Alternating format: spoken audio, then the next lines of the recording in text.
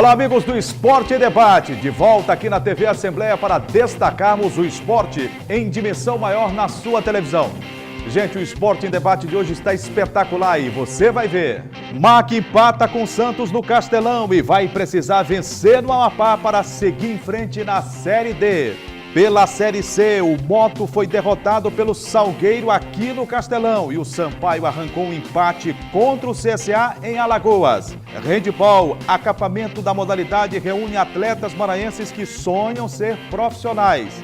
Você vai ver ainda uma entrevista exclusiva com o presidente da Federação Maranhense de Futebol 7, Valdemir Rosa Udadá. E mais os preparativos para a primeira etapa do circuito Ilha Magnética Trail Run, que acontecerá nas trilhas da Lagoa da Jansen. Tudo isso e muito mais, gente, na edição de hoje do Esporte em Debate, que já está no ar. E olha só, gente, no próximo final de semana, a Lagoa da Jansen vai receber a primeira etapa do circuito Ilha Magnética Trail Run. Esse circuito de trilhas vai acontecer na Ilha de São Luís. E o repórter Joelson Braga, acostumado com as trilhas aqui na capital maranhense, ele foi conhecer de perto, não só a prova, mas conversou com uma das organizadoras da prova aqui em São Luís.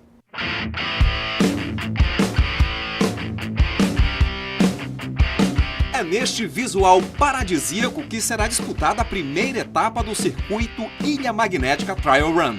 As belezas da Lagoa da Jansen vão emoldurar o evento que tem largada programada para o próximo domingo, dia 30, às 6h30 da manhã. A Jamile Mota é uma das organizadoras do circuito. A gente vai partir lá da ponte do Mirante da Lagoa em direção ao Mirante. Então a gente vai pegar algum terreno de asfalto, vai pegar a trilha também, muita pedra solta. Então tem essa diversidade, não vai ser exatamente só trilha, alguns trechos vai ser necessário pegar o asfalto. A corrida em trilha é uma das modalidades esportivas que vem crescendo muito em todo o mundo. No Brasil, vários circuitos já se consolidaram, mas no Maranhão existem poucas provas. Para quem vai correr, as diferenças são muito grandes. Uma técnica realmente é saber usar o seu corpo naquele ambiente para que você consiga distribuir sua força e vença os obstáculos, porque é uma trilha cheia de obstáculos, inclusive força física é necessário, tem muita ladeira e aí é preciso que a pessoa tenha todo o molejo para poder conseguir vencer, digamos assim, as etapas que vão surgindo. A trilha da Lagoa é bastante técnica, com subidas e muitos obstáculos pelo caminho. Nós estamos aqui em um dos trechos do circuito onde acontecerá a corrida. Dá para notar que o terreno é bastante irregular, muitas pedras soltas, pedaço de madeira. Isso dificulta muito a corrida dos atletas. E o grande lance de quem pratica corrida em trilha é esse: estar em contato com a natureza e ter bastante desafio pela frente. Muito diferente de quem corre no asfalto. Serão 2 voltas na trilha em um total de 8 quilômetros. Por se tratar de um evento no meio da natureza, os organizadores têm uma preocupação especial com o meio ambiente. A gente está deixando tudo bem claro e consciente para os nossos corredores de que não devemos poluir, não devemos sujar, de forma alguma produzir lixo e deixar na mata. E nós estamos fazendo inclusive uma limpeza da área inteira para que todos os corredores cheguem e já encontrem aquela área limpa. E aí uma das nossas preocupações é não produzir o descartável, a gente não vai entregar a água no recipiente descartável, a gente vai fazer reposição da água, exatamente para que a gente não construa, não polua o ambiente. Isso é uma das nossas prioridades. Para os amantes da corrida, esta é uma ótima oportunidade para oferecer um estímulo diferente ao corpo. O terreno irregular, as subidas, os obstáculos, tudo isso aumenta o desafio e torna a corrida na trilha mais divertida e prazerosa.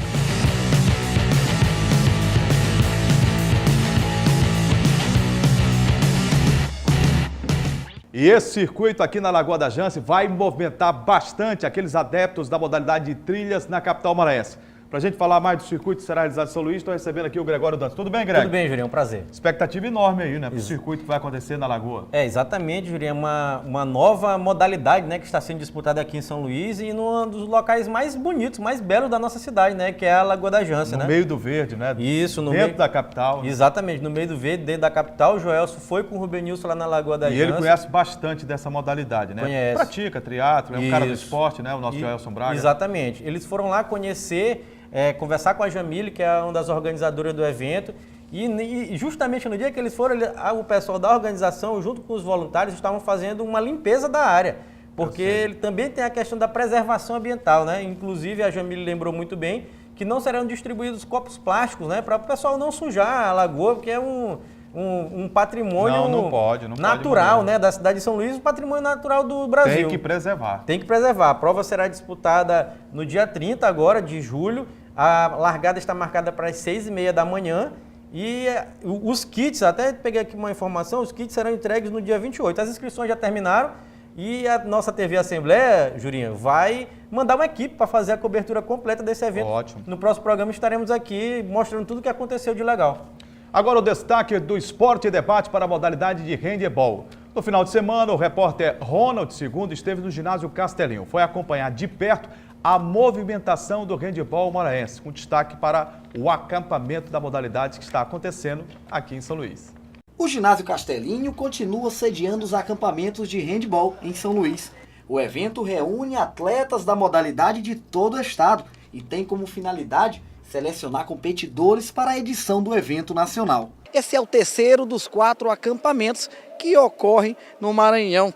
A partir daí, serão selecionados alguns atletas que participarão dos acampamentos nacionais. O que é mais sensacional, vindo da Confederação Brasileira do Esporte, é que com a avaliação feita no estado, os atletas maranhenses têm a oportunidade de reduzir os custos. Ou seja, é mais fácil trazer um avaliador, um representante da Confederação para o Maranhão, do que enviar dezenas de atletas que teriam que custear despesas de hotéis e outras com relação a uma viagem. O handebol é um esporte muito difundido no nosso estado, né? E esse acampamento ele vem para 2 fundamentais e importantes situações. A primeira é a troca de informações entre a pessoa que está vindo ministrar o acampamento, que no caso é o professor Cristiano, que está aqui com as categorias infantil, cadete e feminino, e os professores que aqui se encontram, professores das escolas, tanto da rede pública quanto da rede particular, professores de clubes.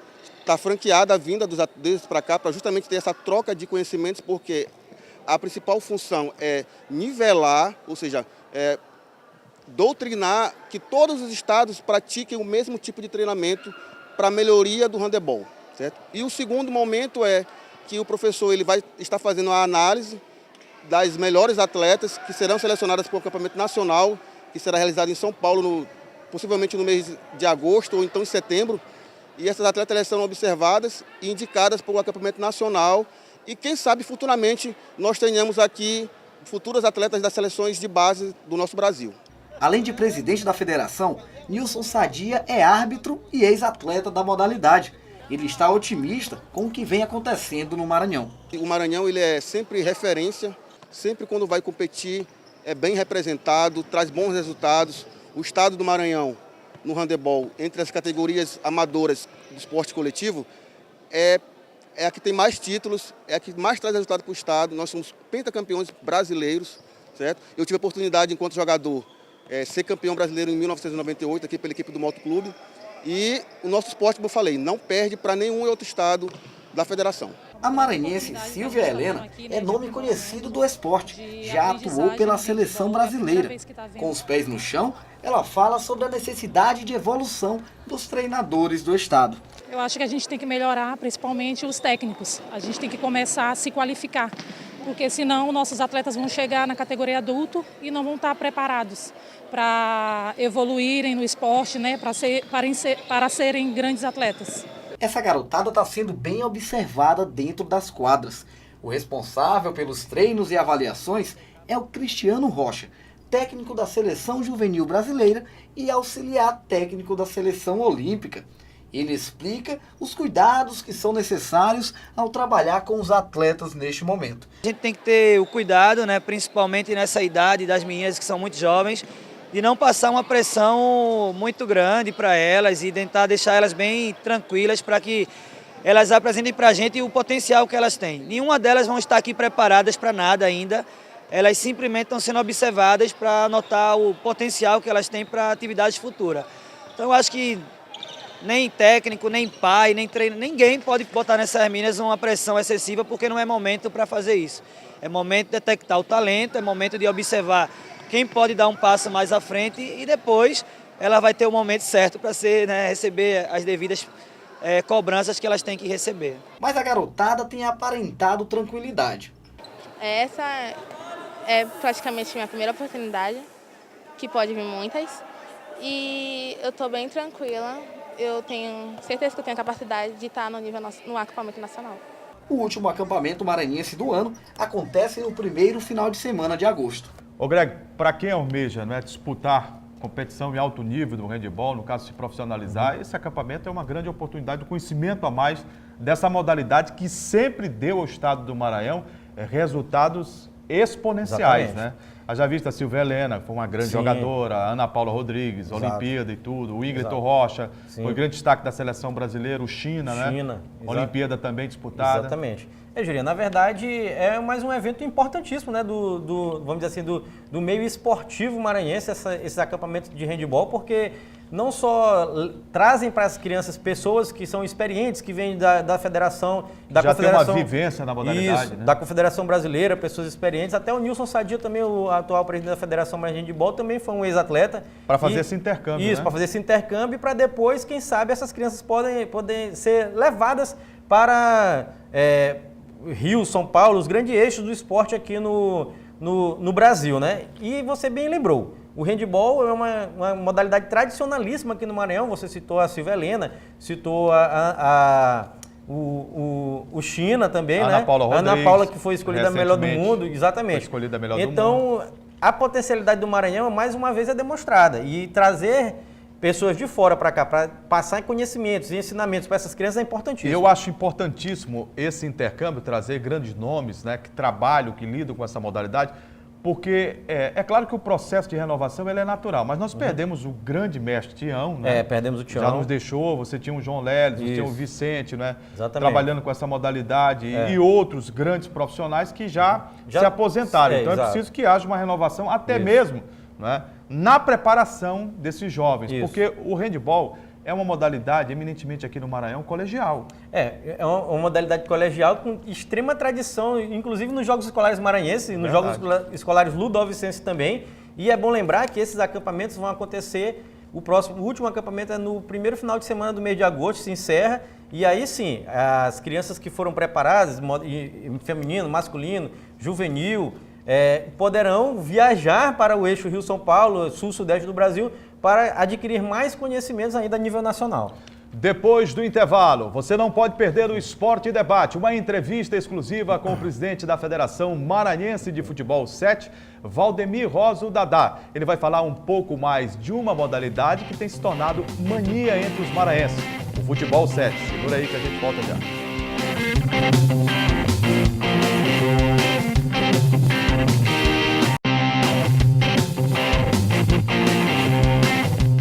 Estamos de volta com o Esporte em Debate para falarmos de uma modalidade que virou mania aqui na cidade de São Luís, o Futebol 7. E para falarmos mais sobre essa modalidade, estamos recebendo aqui o presidente da Federação Maranhense de Futebol 7, o Valdemir Rosa Dadá. Tudo bem, Dadá? Tudo bem, Juliano. Virou uma realidade, né? O Futebol 7 aqui no estado do Maranhão, principalmente na cidade de São Luís, né? Isso, o Futebol 7 é uma modalidade que mais cresce hoje no Brasil, né?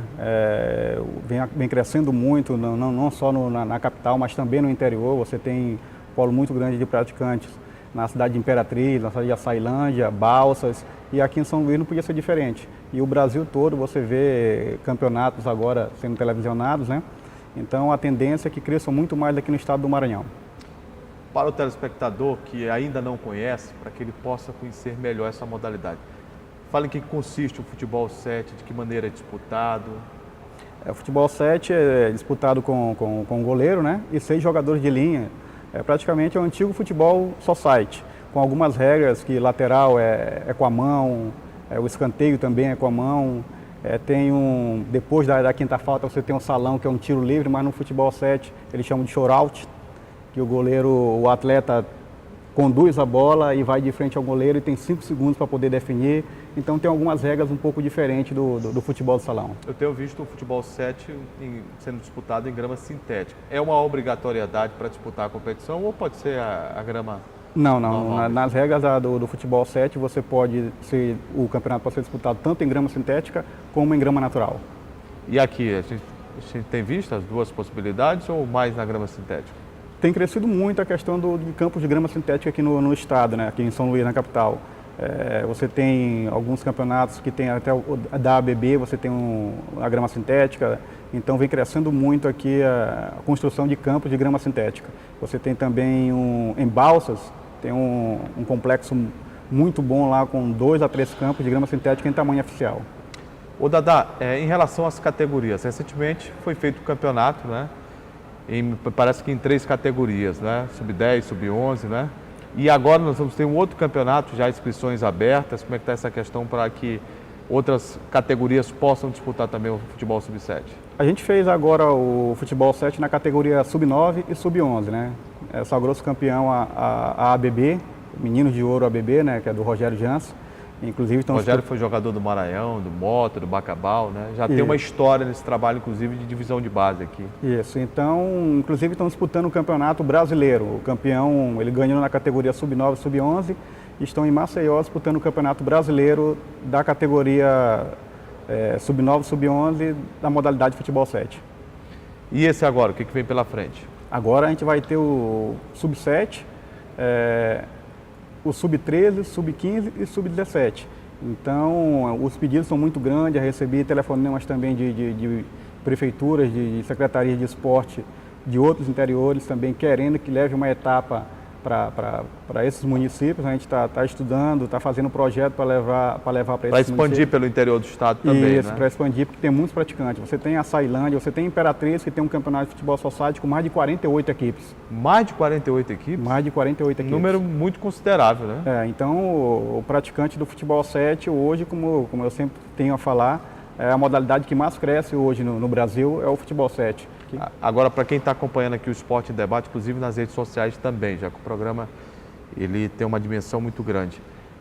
Para fazer uma inscrição, para colocar uma equipe para poder disputar o campeonato da Federação Maranhense de Futebol 7, o que é preciso, o que é necessário?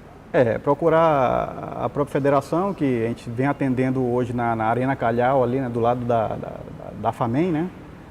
Que fica ali, a gente fica atendendo, e pelo fone 98152-4794. Qual é o valor para inscrever uma equipe?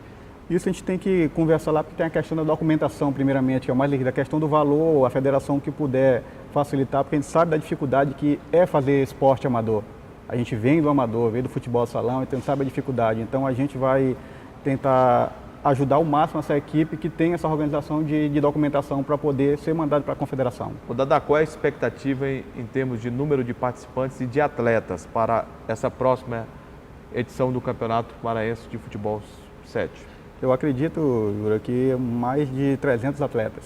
E eu acho muito importante ter uma nova modalidade aqui no Maranhão, até para poder você tirar essa garotada das drogas, né? Você tem a competição de futebol salão, você tem a de futebol de campo, mas hoje está sendo muito usado no Rio de Janeiro. A gente tem uma... Inclusive com transmissões, eu vejo os principais canais por assinatura, né, de transmissão esportiva, estão transmitindo, né, ao vivo as competições do futebol 7. Né? E estão abraçando o futebol 7. Então hoje você tem a Federação Pernambucana muito forte, com as equipes de camisa, Santa Cruz, Náutico, Esporte. Por falar em camisa, Sampaio, Moto, Maranhão, Imperatriz já aderiram também? O Moto já aderiu. O Moto já. Inclusive o Moto está disputando um campeonato na Liga Nacional. Como é que partiu essa ideia de comandar essa federação? Porque não é nova, né? A gente está vendo agora um impulso maior, mas desde 2014 a federação já funciona aqui no Maranhão, a Federação de Futebol 7, né? Isso, já vem funcionando desde 2014, né? A federação foi fundada em 2014 e agora que a gente deu o pontapé inicial pela questão da dificuldade que tinha de campo, de grama sintética aqui, a gente preferiu começar a arbitragem que ainda não tinha hoje, já tem uns árbitros formados pela Confederação Brasileira de Futebol 7. Então a gente já está com o tribunal também sendo instalado, o Tribunal de Justiça, para poder ficar tudo organizado, para poder já dar início à competição já no trâmite normal. Você deixou o departamento de futebol do Moto para se envolver diretamente com o futebol 7, ou o fato de ter saído lá faz com que você possa dar um impulso maior ao futebol 7? Pela tua história, pelo título inclusive que você conquistou com o Moto ano passado e o acesso também da Série D do Campeonato Brasileiro para a Série C. O que motivou essa tua saída do departamento de futebol do motoclube e isso no profissional? Eu acredito que eu já dei minha contribuição ao motoclube, né, ao futebol maranhense. Eu já dei minha contribuição, apesar de novo no futebol, né, a gente iniciou em 2010, o moto caiu a primeira vez em 2009, não participei de nenhum dos 2 rebaixamentos. Em 2012 eu estava no São José e em 2009, quando o moto caiu, eu estava no futebol salão disputando um brasileiro, inclusive fui campeão brasileiro sub-17 pelo moto e consegui trazer o moto novamente para a divisão da Série A. E logo em seguida, em 2014, a gente bateu na trave contra a Tombense, né, para poder subir. E ano passado ganhamos um título que não ganhávamos há 8 anos no estadual de ponta a ponta e voltamos para a Série C depois de 12 anos fora. Eu acho que eu já dei minha contribuição ao motoclube, ao futebol, eu preciso dessa contribuição ao esporte amador, que está precisando nesse momento de revelar novos atletas. Então, já vários atletas hoje trabalharam comigo no futebol salão. E você que jogou futebol salão, você sabe a dificuldade que tem um atleta do salão para se adaptar ao futebol. Então, aonde que entra o futebol 7 nesse momento? A adaptação vai melhorar muito, porque o jogador do futebol 7, ele já está com chuteira, ele já pega a bola um pouco maior do que a do salão, então a adaptação vai se tornar um pouco melhor no futebol de campo. Então a intenção também da federação é descobrir esses novos talentos. Agora, Dada, eu achei repentina a sua saída do Motoclube de São Luís e para mim, acho que alguns pontos precisam ser explicados nessa sua saída, pela identificação que você tem com o moto, pelo trabalho que tem no departamento de futebol, vem desde a época do Raul Menezes, eu acho que foi a grande pessoa que te incentivou bastante, você no futsal, ele no futebol profissional, a trilhar por esse caminho, mas os resultados mostram aí, né? O acesso que você conquistou como diretor de futebol, a montagem do time, esse trabalho todo. E o bastidor no futebol, ele é muito mais importante, às vezes, do que propriamente o trabalho dentro de campo, das 4 linhas. A gente sabe como é que funciona. Eu estou há 26 anos nesse métier. Houve algum estremecimento seu com a diretoria? Há um descontentamento? Você deixa essa pasta? Você não vai deixar o moto, lógico. O moto está no teu coração, está na tua alma. A gente sabe disso. Mas há uma espécie de mágoa para que você deixasse o departamento de futebol nesse momento? Não, acredito que não, Júlio. A gente, como eu falei, eu dei minha contribuição ao moto, né? Teve algumas situações lá que não foram do meu agrado, não é da forma que eu trabalho, né? Mas a gente preferiu sair numa boa, sem estremecer, sem colocar, não seria egoísta ao ponto de pelo meu ego, atrapalhar a questão do andamento do moto. Então, eu converso com o Célio, ele até propôs que eu ficasse com categoria de base, mas eu achei melhor, nesse momento, para o moto, a minha saída. Eu sei da dificuldade. E a Federação de Futebol 7 ganha, né? Porque você tem um tempo maior agora para cuidar dessa modalidade, né? Isso, a gente tem um tempo maior agora para poder ficar mais atento, de olho na Federação Futebol 7. E como eu falei, eu vou estar ajudando de alguma forma o futebol, porque a intenção também é revelar jogadores. Você vê agora a última competição que teve agora de futebol 7. Antes disso, 3 garotos já estão indo para o Fluminense. 3? 3. Que não são da equipe, se eu não me engano, da FASCA, né? Do Roberto Costa, que faz um trabalho excelente também com essa garotada no Anjo da Guarda. Então, esse trabalho de amador, essa garotada precisava de um campeonato desse para ser visto ainda.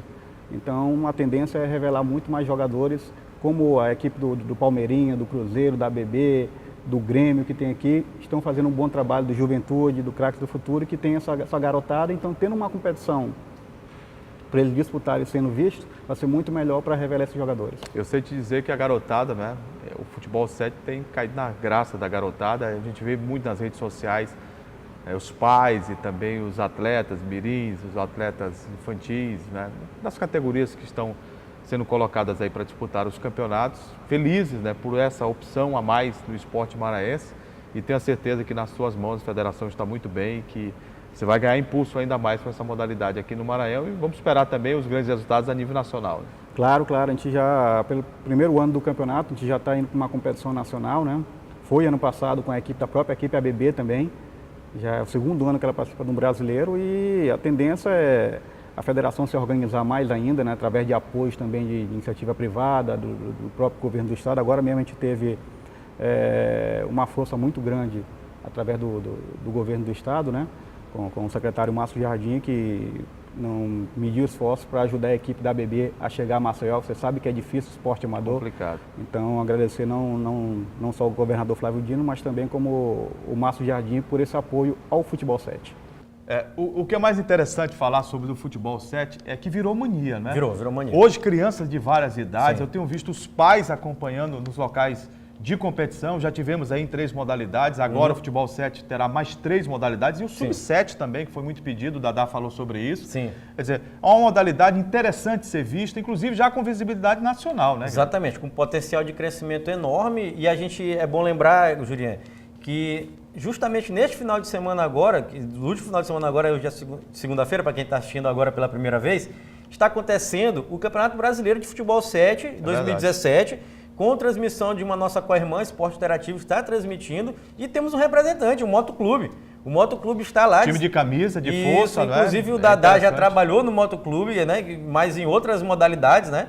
E o Moto está lá jogando, infelizmente não teve uma boa representação assim, porque vale lembrar também que é a primeira experiência do Moto nessa modalidade. Está começando agora. Está começando agora. O Moto estava no grupo 1, na sede Nordeste, que foi na capital da Bahia, Salvador, e o Moto teve a campanha, perdeu o primeiro jogo por Fortaleza por 5-3 por Fortaleza, empatou com o Sport 2-2 e perdeu do Náutico 4-3, que o Náutico é vamos dizer assim, o grande bambambam, o favorito a tudo. Acabou essa primeira fase com 9 pontos. E a Federação Pernambucana é fortíssima no futebol de 7, né? Fortíssima no futebol de 7, conseguiu levar Náutico e Sport Santa Cruz para esse Campeonato Brasileiro com sede em Salvador, e isso aí é um exemplo. O e Moto que aqui não fica só com moto, né? Não, Sampaio, exatamente. Maranhão, Imperatriz, né? Isso. Cordino, Bacabal, essas equipes também de camisa possam, né? Sim, as equipes do interior do Maranhão, tirando essas equipes daqui, como você falou, Maranhão, Sampaio e Moto, que o Moto já está representando o Maranhão, primeira experiência nessa modalidade, e nós queremos que isso sirva de exemplo, como você bem lembrou. E deu muito certo no beat soccer, né? Sim, deu muito certo. Você vê o Sampaio, Copa do Brasil, o Moto, Copa Nordeste. O Moto seguiu o exemplo e tal. Exatamente. Então, acho que é mais uma oportunidade daquelas que a gente fala assim, né? De incluir crianças e pessoas que estavam à margem da sociedade no esporte. A seguir, o destaque para o futebol, Campeonato Brasileiro. Sampaio empatou e se mantém no G4. O Moto perdeu em casa para o Salgueiro, está próximo ao Z2. E o Maranhão Atlético Clube só empatou na abertura da terceira fase do Brasileiro da Série D. Tudo isso daqui a pouco. Segura aí que a gente volta já.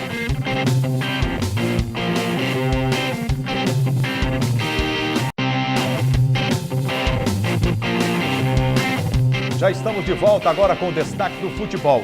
No sábado, pelo Campeonato Brasileiro da Série C, o Moto, que vinha bem, de 2 grandes resultados, venceu o Fortaleza, derrotou o Sampaio no Superclássico, foi cheio de moral para cima do time do Salgueiro de Pernambuco, que, a exemplo do Moto, vinha de bons resultados também na competição. Só que desta vez o Moto não se deu bem. O Papão do Norte foi derrotado em casa para o Salgueiro de Pernambuco pelo placar de 2-0. Veja como foi. Moto e Salgueiro entraram em campo até então com a mesma pontuação na tabela, 11 pontos cada um. Digamos que os dois times estavam perto dos 2 polos, Z2 e, em caso de vitória, a vaga no G4. O Salgueiro encostou primeiro, Cássio jogava solto pela lateral e em 2 chances forçou o jogo aéreo com Jean e depois mais perigoso com o Álvaro, e nessa sequência o Totti do Salgueiro não aproveitou. A primeira chance do Moto poderia ter terminado em gol, mas o Paquetá errou na conclusão. Chute em cima do goleiro Mondragon. Isso mesmo, Mondragon é o nome do cara. E o Mondragon ainda assistiu a bomba do Valber passar perto do gol. O Carcará aproveitava os erros do Papão, que aliás foram muitos. E quando o rubro-negro acertava, o Mondragon estava esperto para a defesa, como nesse lance do Vitinho. E o Salgueiro, que veio fechado para jogar no contra-ataque, criou mais na volta do intervalo. Jean recebeu e girou para o gol. Márcio espalmou para o escanteio. O Vitinho saiu em velocidade e foi parado pela marcação. Pediu falta, mas o juiz mandou seguir o jogo. Daí o Cássio puxou o contra-ataque, deu para o Jean, que esbarrou na defesa. Mas na sobra, o Álvaro mandou para o gol. Salgueiro, 1-0. 3 minutos depois do primeiro gol do Salgueiro, o Daniel arriscou o chute de longe e deu certo. Salgueiro 2-0. O técnico Marcinho, que já tinha colocado Daniel Barros na partida, mexeu de novo. Colocou Danilo Bala e Rony. E o Rony teve chance nessa cabeçada. Buscando o jogo, o Moto também teve sequência de chutes de fora da área. E aos 45 minutos, brilhou de novo o Mondragon, que parou o Totti. Final de jogo, Salgueiro 2, Moto 0. Resultado que colocou o Salgueiro no G4. O Carcará espera terminar a rodada para consolidar a posição, enquanto que o Moto corre risco de voltar ao Z2. Ô Greg, futebol não vive só de vontade, de comprometimento, não. Tem que ter técnica também, né? Exatamente. E o Moto suou uma barbaridade no primeiro tempo para manter em alguns momentos um certo equilíbrio com a partida, mas no segundo tempo, a lucidez, a melhor qualidade em campo foram preponderantes para que o Salgueiro vencesse o jogo por 2-0. Exatamente. O Moto conseguiu até levar o primeiro tempo no 0-0, o segundo tempo veio os 2 gols que decidiram o jogo, os 2-0. Eu vou destacar no primeiro... Aliás, o segundo gol, uma contribuição... Isso, do goleiro do... Terrível, do goleiro Márcio Arantes, mais uma dele. Mais uma falha. Ele estava até vindo bem, mas está cometendo algumas falhas ultimamente.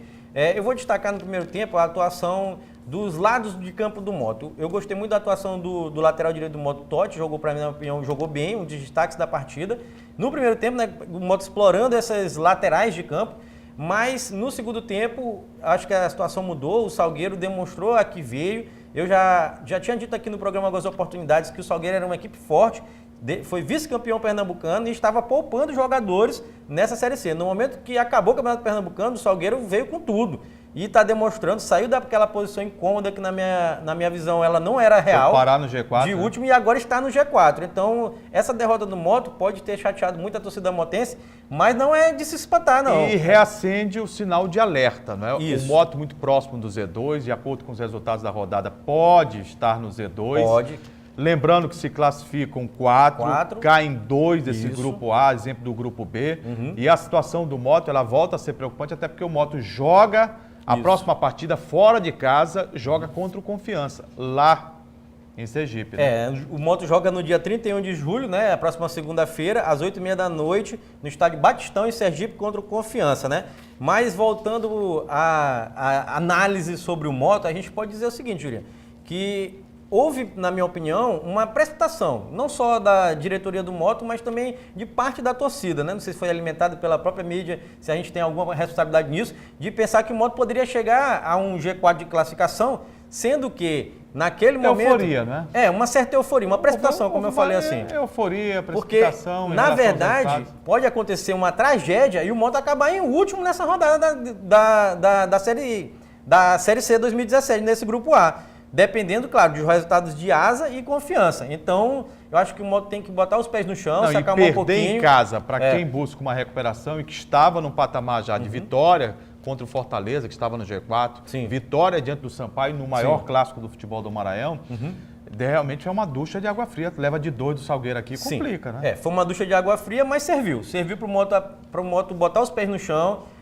começar a ganhar os jogos aqui em São Luís e buscar pontos fora de casa, a exemplo do que o Sampaio está fazendo, né, Júnior? Que é o nosso próximo tema aqui do programa. No Rei Pelé, em Maceió, nas Alagoas, o Sampaio Corrêa provou que é um dos adversários e visitantes mais indigestos da Série C do Campeonato Brasileiro.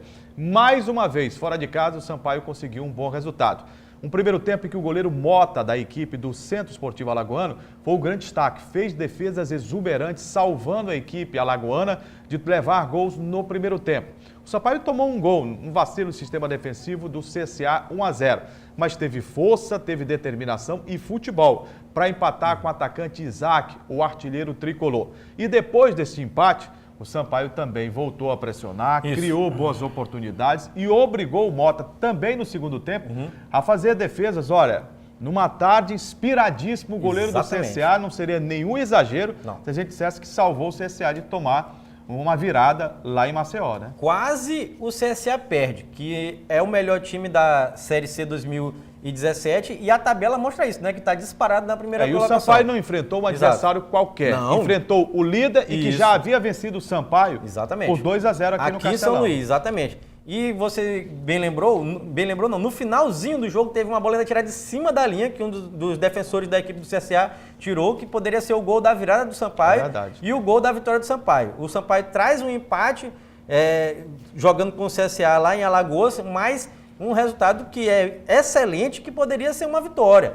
Com esse resultado... E que o mantém no G4 da Série C do Campeonato Exatamente. Brasileiro. Com esse resultado, Jurinha, o CSA chega aos 20 pontos, o Fortaleza tem 18, o Sampaio está na terceira colocação com 16 pontos e o Salgueiro, olha lá, chegou na quarta colocação com 14 pontos dessa vitória do Mota aqui. Na próxima rodada, o Sampaio pega o Asa no Castelão, jogo que deve sair das 4 da tarde para as 5 da tarde a pedido da diretoria tricolor. Exatamente, o jogo está previamente marcado para as 4 horas, dia 29 de julho, sábado, no Castelão, Sampaio e Asa. O Sampaio precisa muito da vitória, porque o Asa está mal na competição, né, Jurinho? Então é um resultado obrigatório de vitória. A diretoria do Sampaio, na minha opinião, acerta em querer transferir o jogo para as 5 horas da tarde, porque 4 horas é um horário praticamente impraticável aqui em São Luís, é um calor, vamos dizer assim, dos infernos aqui em São Luís. Já teve experiências ruins aqui do Sampaio, de até baixar o rendimento do clube no primeiro tempo devido ao forte calor. O MAC e o Moto pediram essa alteração e tiveram sucesso, então eu acho que vai sim ser alterado não só para os times, mas para o torcedor, porque ali no setor, por exemplo, número 1, fica com o sol de frente no semblante, né? E bate no rosto do torcedor, aquilo incomoda bastante, dificulta até a visibilidade. Exatamente. Além do calor, né? É muito ruim, então eu acho que a diretoria acerta e acho que a CBF vai sim transferir esse jogo para as 5 horas da tarde. Na Série D do Campeonato Brasileiro, o Maranhão estreou na terceira fase, diante da equipe do Santos de Macapá, no Amapá. O time atleticano empatou, quando todo mundo esperava nova vitória e a confirmação de 100% de aproveitamento do Demolidor de Cartaz no Castelão nos jogos da Série D. Mas aconteceu diferente. O Maranhão Atlético Clube começou surpreendendo o Santos do Amapá.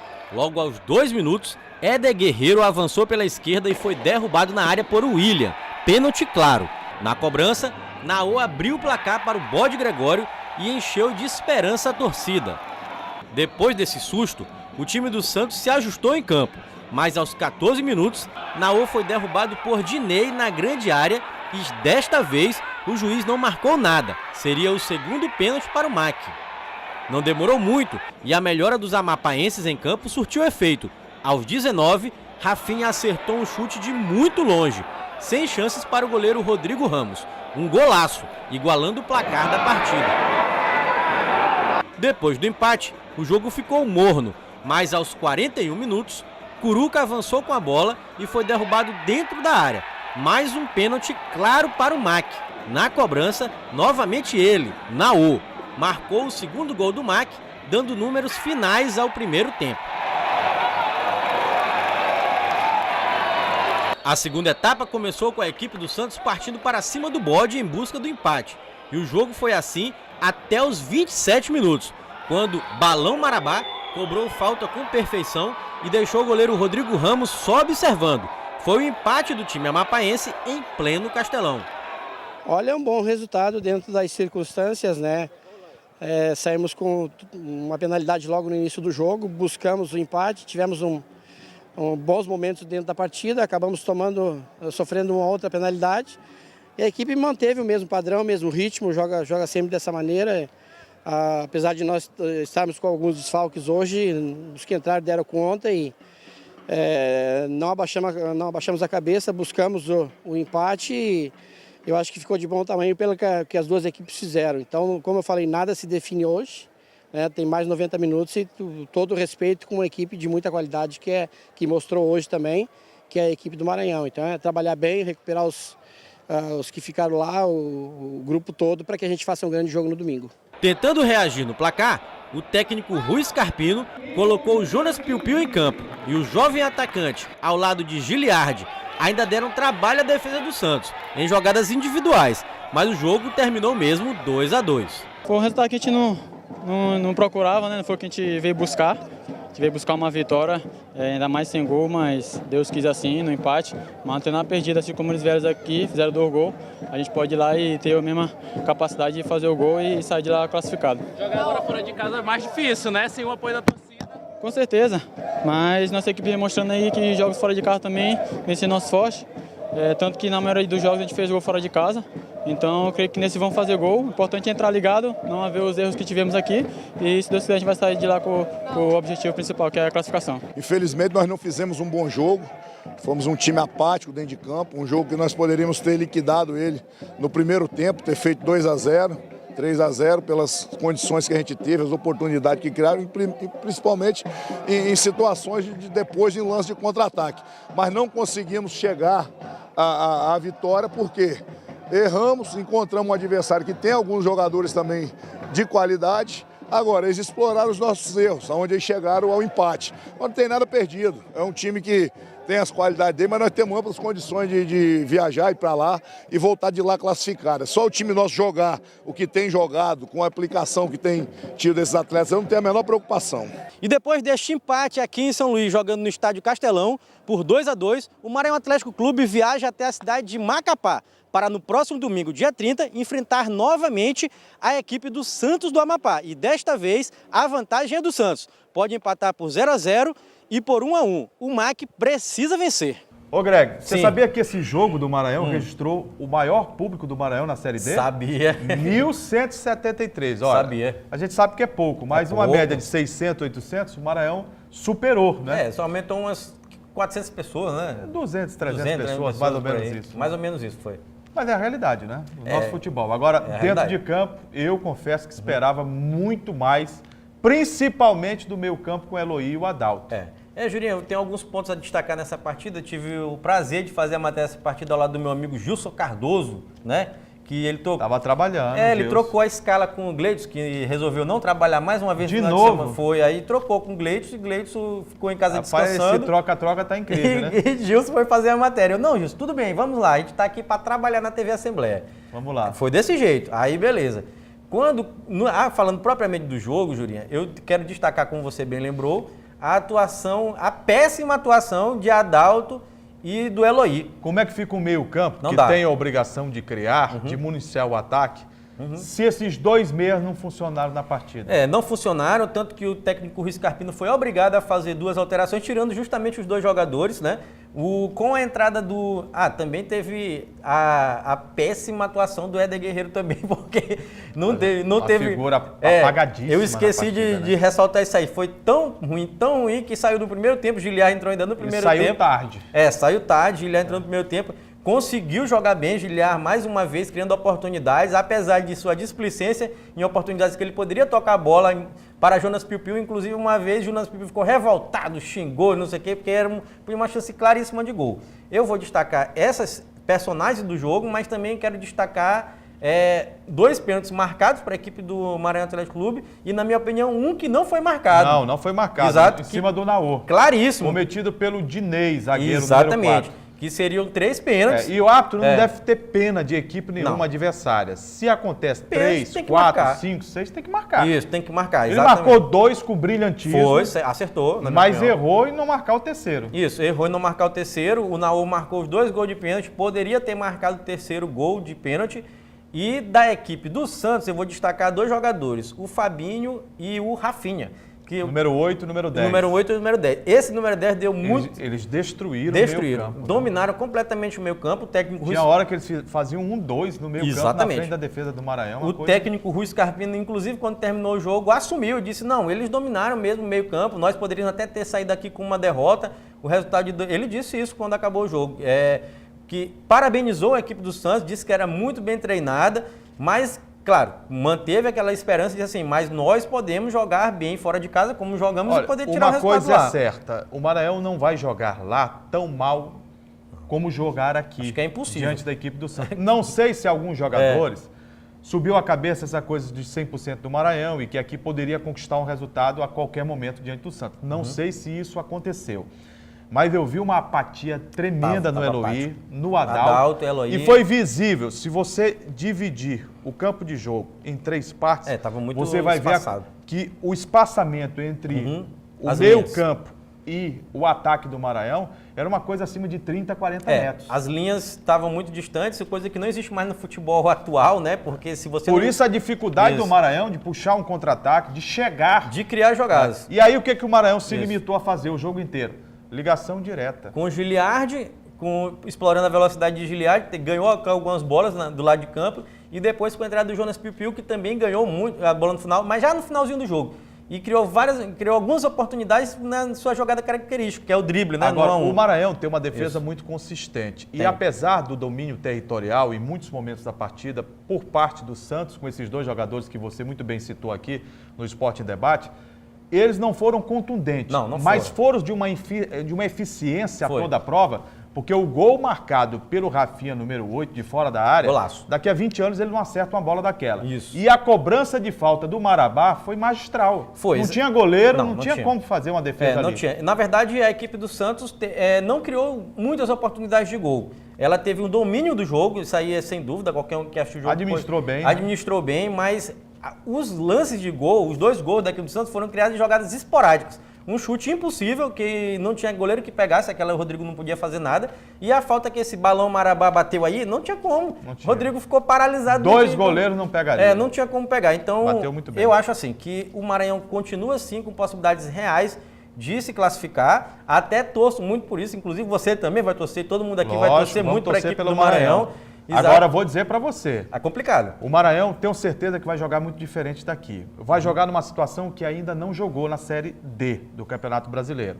De ter que ganhar fora de casa. O Maranhão sempre faz o resultado em casa, por isso tinha 100% até antes da partida, e conquista o resultado lá fora. O Maranhão não é time de pegar mais de 2 gols lá fora. Não pega. Agora se vê numa situação que vai ter que fazer, vai ter que ganhar. 0-0 da Santos, 1-1 da Santos, 2-2 penalidade máxima, 3-3 e assim por diante da Maranhão Atlético Clube, vitória para o Maranhão, classificação para o Bode, vitória para o Santos, classificação nem se fala para o time do Santos. Agora, é bom que se diga, se não é impossível, mas vai ser muito difícil, porque esse Santos só tem uma derrota na Série D. Você sabe para quem?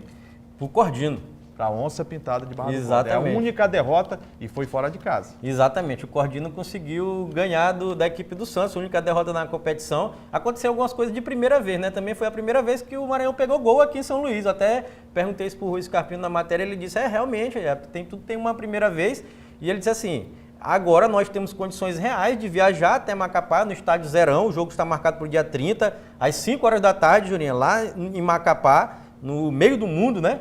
E o Maranhão precisa, como você disse, da vitória, precisa vencer. Meio do mundo para o telespectador entender, porque de um lado é o hemisfério sul, outro lado é o hemisfério norte e a linha do Equador passa no meio. No meio do estádio, exatamente. Então o Maranhão viaja até Macapá, precisa vencer e vamos torcer para que isso aconteça. Acredito que vai dar tudo certo. Eu conheço bem o estádio, já narrei diversas partidas lá no estádio Zerão, em Macapá.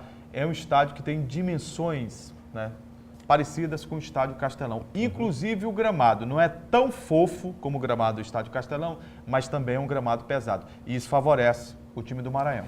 Favorece o time do Maranhão porque o Maranhão já tem experiência de jogar em gramados assim, mas também o Santos joga a casa deles, né? Eu vi o Santos sobrando aqui na parte física. Eu quero até dizer o seguinte, que na minha opinião o Santos foi a melhor equipe que eu vi jogar aqui em São Luís nessa Série D. Concordo com você, foi a melhor em equipe, gênero, número e grau. Muito bem treinado pelo ex-técnico do Motoclube Edson Porto, né? Exatamente, Edson Porto, que inclusive falou com a gente, nossa equipe de reportagem depois do jogo, né? Lembrou da passagem dele aqui na equipe do Moto. E do Sampaio também, exatamente, do Moto do Sampaio. E o Edson já, em contrapartida, disse assim, agora o jogo é lá em Macapá, nós sabemos da força do Mike, mas lá a gente tem que ganhar. Então eu acho que a situação do Mike se complica muito e, claro, nós vamos torcer bastante para que consiga a classificação para a próxima rodada, próxima fase da Série D. Gente, chegamos ao final do Esporte em Debate. Você sabe que toda segunda-feira e às terças-feiras nós temos esse encontro marcado aqui na tela da TV Assembleia, canal 51.2.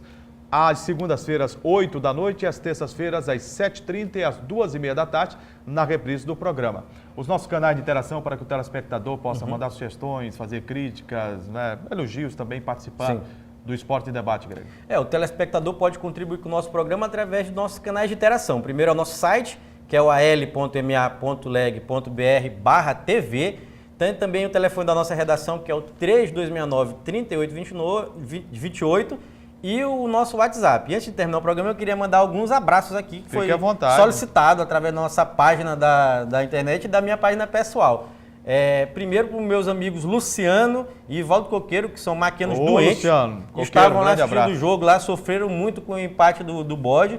Mandar um abraço para o meu amigo Kemuel, que trabalha aqui na também TV. É gente da melhor qualidade. Exatamente, que todo dia cobra esse abraço. Poxa, vocês não mandam um abraço pra mim lá e tal, tá? Alô, Kemuel. Também tem um abraço pro meu amigo Natanael também, que é outro maquiano, e Mariano também, que é maquiano. Tem muito maquiano, né? Só não tô indo pro estádio, né? A torcida tá crescendo. Só não tô indo pro estádio, porque o estádio não lota. E mandar um beijo pra Jéssica. Jéssica, minha namorada, minha futura esposa. Sua noiva. Exatamente, exatamente. Você pode dizer assim, minha dona. Minha dona?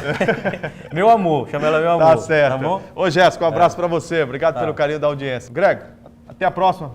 Grande abraço, gente. Até a próxima com Esporte em Debate aqui na tela da TV Assembleia.